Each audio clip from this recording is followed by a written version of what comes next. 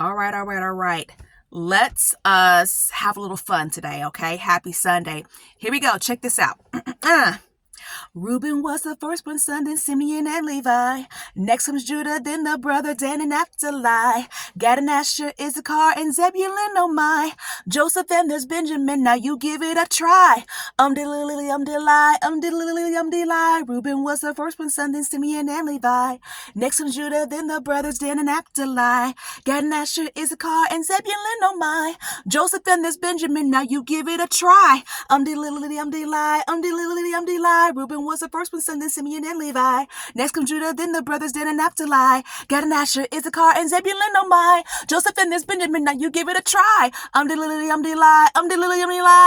I'm not even going to try to go no faster than that. Hey, if you remember the circuit overseer's wife, who was one of Jehovah's Witnesses, who made this wonderful thing for us in the 80s, please share your memories with me, your thoughts. Let me know how she assisted you and influenced your life when we were kiddos. And that's really what I want to talk about today. Creative minds in the space of Jehovah's Witnesses and how they've actually helped people, right?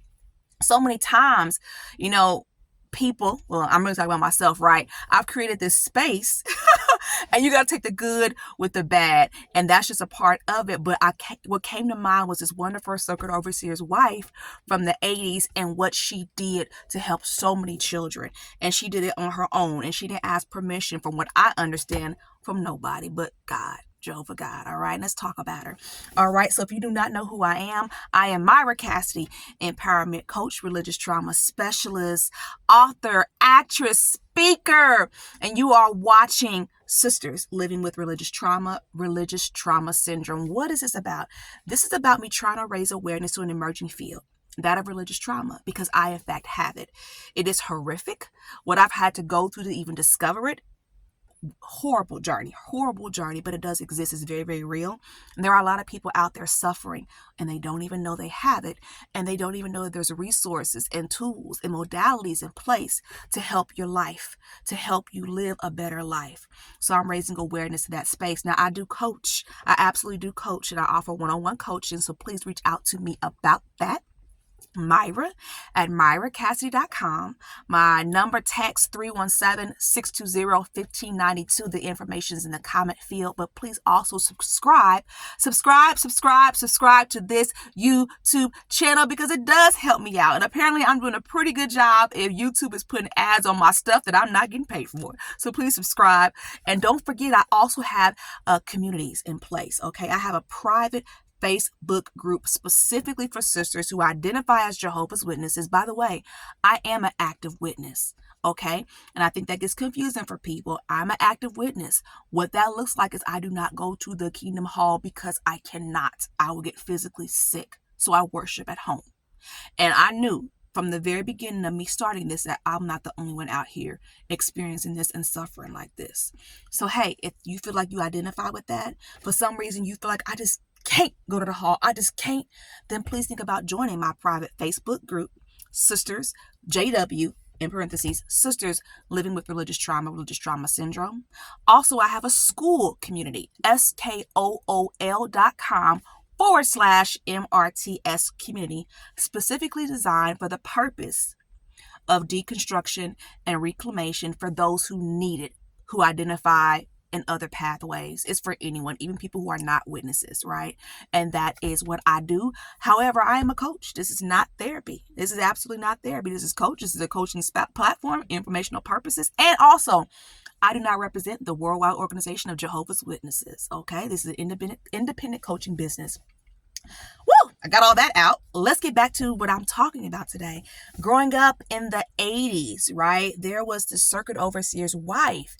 And what she did for children was she used Disney melodies and nursery rhyme melodies to literally create a tape. And she made a tape for all the children in the congregation where her husband served, so they could have a way of learning about the Bible, learning about Jehovah God, learning about paradise. See, she was an innovator. She was a thinker. She understood that these kids need more than this. Now I want you to think about something here. this was in the 80s. I was like 5 or 6. We're talking about 19, right? 88, 89, right? The 80s, late 80s, right? Because I remember that this brother and his wife, I remember them very clearly. Well, I don't remember his wife so much. For some reason I can't remember her face, but I do remember her husband. And of course I have a picture of him holding me when I was a little girl, but I remember feeling good around them. I remember that. I remember feeling good. They just loved children, and they had a knack for that, and gave special attention to children, and her creativity benefited so many people. So if you know who I'm talking about, please tell me your memory of this wonderful circuit overseer's wife.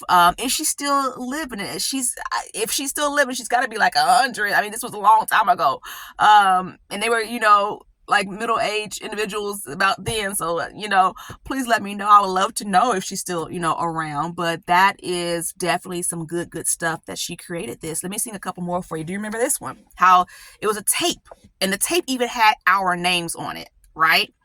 And she ended it by, let me do a couple of them. One of them was, the way she taught us the books of the Bible: Genesis, Exodus, Leviticus, Numbers, Deuteronomy, right? I'm sure I'm off key on that one, or off the melody on that one. But it ended like this, right?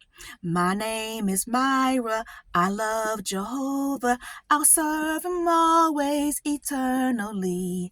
If I obey him, he'll show me favor. In paradise I'll be. And this came to mind because I thought to myself the other night, oh my goodness, it was 2012 when Caleb and Sophia was released? 2012, right?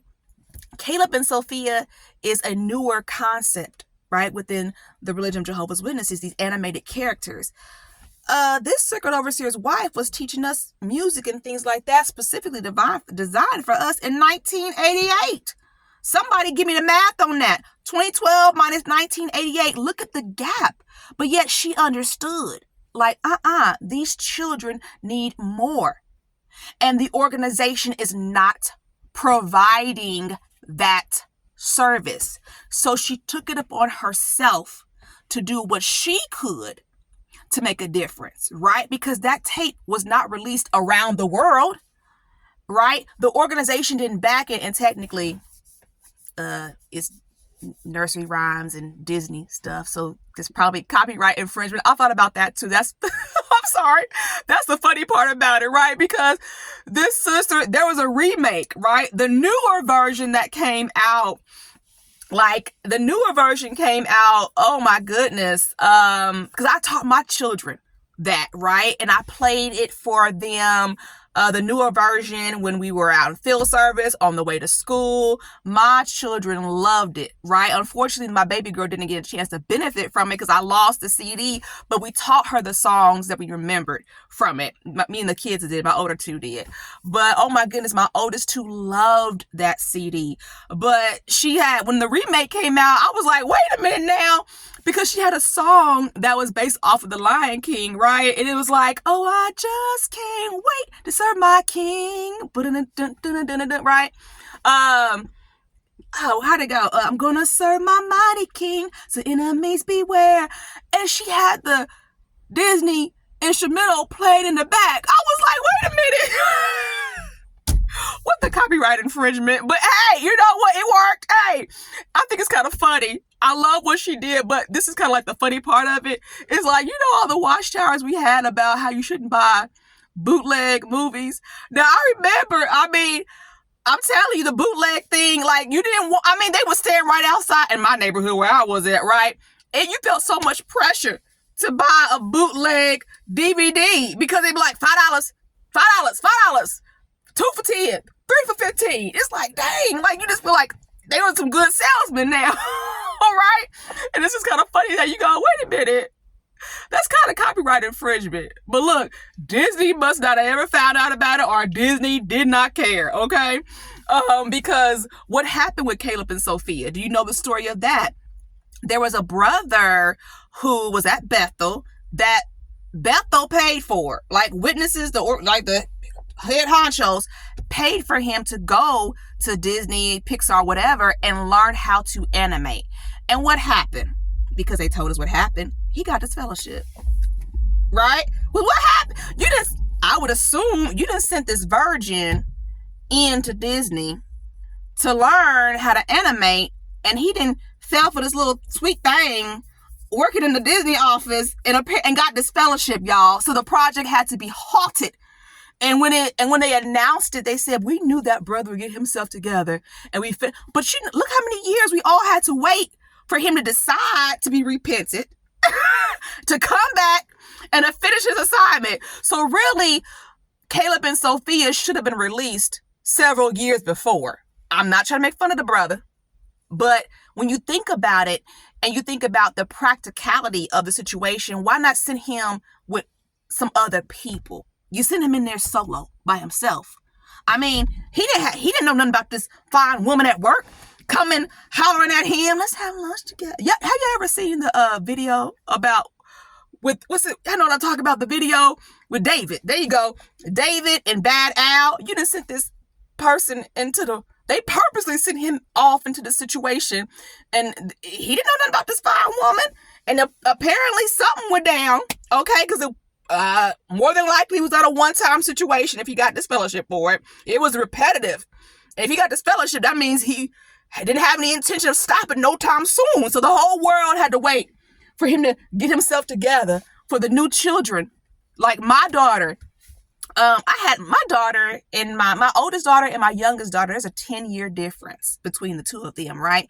So this was in 2012 when my daughter was 1. Caleb and Sophia was released. But look how many years have gone by. Look how much time has gone by, right? People need more. Children need more. And you have this innovative sister who understood that in 1988. You see what I'm saying?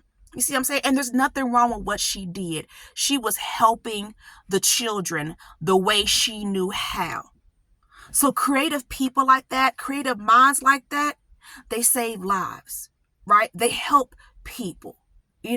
Sometimes you can't wait for permission to do something. You know what I mean? Because clearly, I'm sure, if she's a circuit overseer's wife, you would think that she would have presented this idea or this concept to whoever she could in Bethel. But, I'm thinking, right, this is me speculating. Clearly, there's an issue, right? Look how many generations and people have went on from 1988 to 2012. You see what I'm saying? So definitely, sometimes, right, you do things and it's the right thing to do. And there's nothing wrong with it. You're not wrong for doing it. It's just different. So definitely, if you remember that sister, please tell me your memories of her. I wonder how far her assignment was, because I'm in Indianapolis, Indiana. So I don't know if they were just assigned to the Midwest, if they ever made it over, to the West Coast or anything like that. But if you remember her, please let me know. Better yet, if that CD is still out there, I would love a copy of that CD. I would love not the remake that had all that was on there. Little Mermaid, right? How'd they go? In the new world, wouldn't it be nice to live in a world where there's no sickness? Okay, right. So if you have that out there, I would love to get it. Okay. All right. I'm gonna close it out here. Definitely remember to heal yourself. Right? Heal your children, right? Heal properly. Do what you need to do, like protect yourself, protect your children, and heal. Subscribe to my YouTube channel, and definitely reach out to me if you like one-on-one coaching services. All right. Have a great, awesome, amazing week.